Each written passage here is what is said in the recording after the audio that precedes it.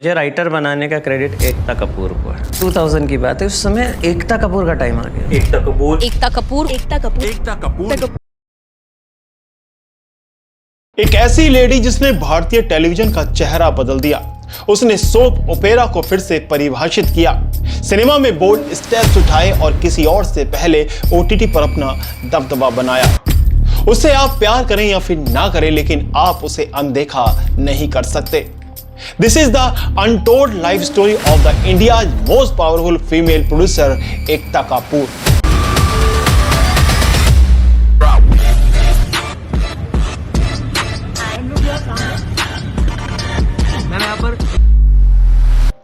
एकता कपूर का जन्म 7 जून 1975 को एक बॉलीवुड फैमिली में हुआ था। उनके पिता बॉलीवुड के दिग्गज जितेंद्र ने 70 और 80 के दशक में सिल्वर स्क्रीन पर राज किया। उनकी मां शोभा कपूर, जो बाद में अपनी बेटी एकता कपूर की सबसे स्ट्रॉन्गेस्ट बिजनेस पार्टनर बनी। एकता का जन्म एक संपन्न परिवार में हुआ था, लेकिन उन्हें कई चुनौतियों का सामना करना पड़ा। बचपन में वो बहुत ज्यादा शर्मीली थी और अक्सर अकेले समय बिताना पसंद करती थी और पढ़ाई में उसे दिक्कत होती थी। उसे डिस्लेक्सिया था और अक्सर उसे गलत समझा जाता।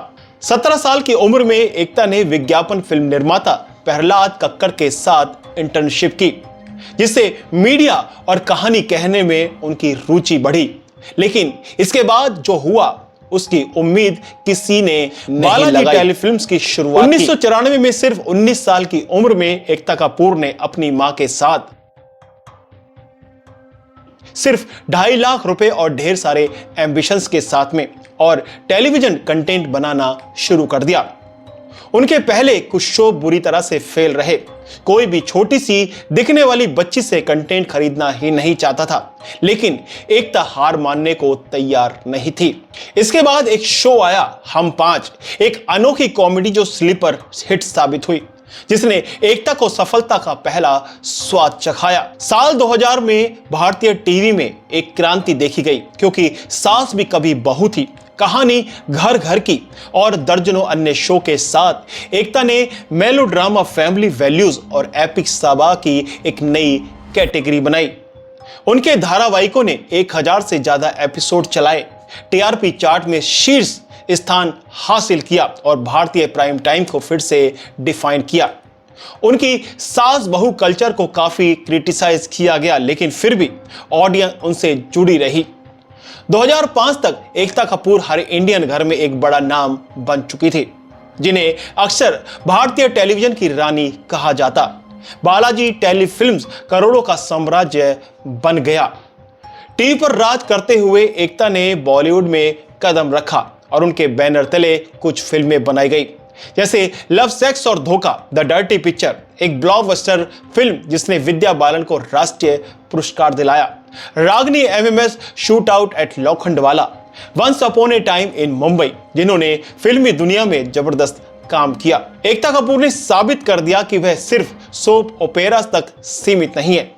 She could make gritty, bold and profitable cinema। OTT के बढ़ते ट्रेंड और बूम को देखते हुए एकता ने 2017 में ऑल्ट बालाजी लॉन्च किया, one of the India's earliest home ground streaming platform. गंदी बात जैसे बोल्ड सीरीज से लेकर ब्रोकन बट ब्यूटीफुल जैसे यंगस्टर का ध्यान खींचने वाले ड्रामा तक एकता ने खुद को नया रूप दिया। जबकि कुछ लोगों ने इस भद्दे कमेंट को बहुत ज्यादा बोल्ड बताकर क्रिटिसाइज किया, लेकिन दूसरी तरफ ऐसे कंटेंट को देखने वालों की संख्या लगातार बढ़ती जा रही थी, जिसके बाद विवाद तो शुरू हुए, लेकिन एकता उन बुलंदियों को छू रही थी जहां एकता को इन क्रिटिसाइज और कंट्रोवर्सीज का कोई फर्क नहीं पड़ा।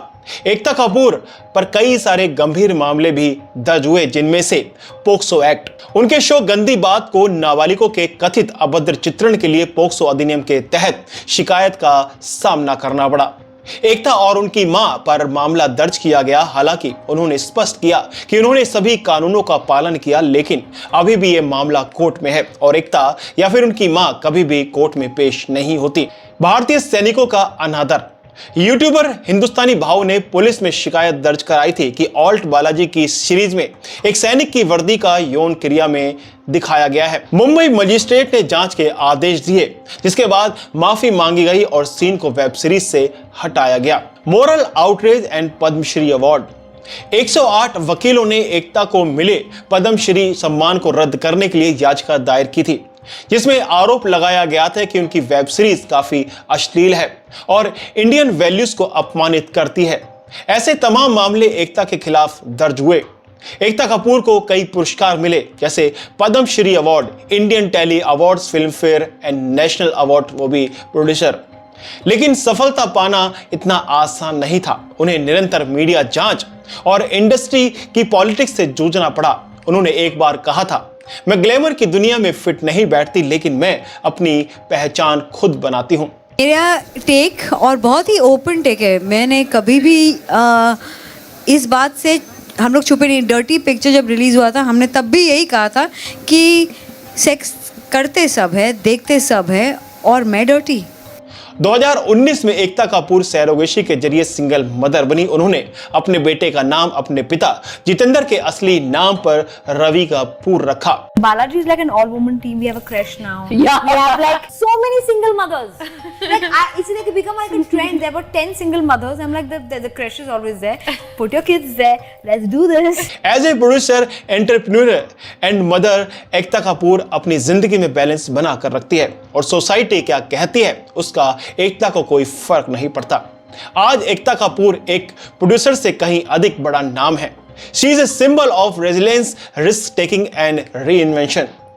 बहुत सारे रिजेक्शन का सामना करने से लेकर एक बहुत बड़े साम्राज्य बनाने तक एकता अपनी जिंदगी का हर दिन एक नया पन्ना लिख रही है। चाहे वह आपकी टीवी स्क्रीन हो, सिनेमा हॉल हो या स्मार्टफोन, एकता हर जगह छाई हुई है। एकता कपूर की इस जर्नी के बारे में आप क्या सोचते हैं? नीचे कमेंट में अपने विचार लिखें और ऐसी ही दिलचस्प कहानियों को जानने के लिए इस वीडियो को लाइक और शेयर करें और इस चैनल को सब्सक्राइब करना ना भूलें।